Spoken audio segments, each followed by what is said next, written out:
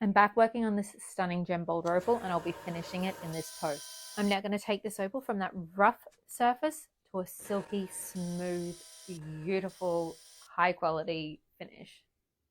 To do this, I'm doing a lot of dry grinding here, and then I'm going over to the cabbing machine and I'm going to do some wet grinding.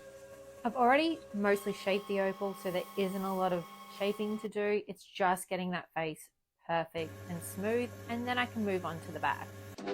The opal is looking great, so polishing time it is. Get that all polished up, check it under a loupe, happy with it. It's coming off the dop stick. That's the back. We're back on the dop stick, and now it's time to shape and polish the back of the opal. It's going to come off the dop stick again in just a second, and then I get to show you the finished piece.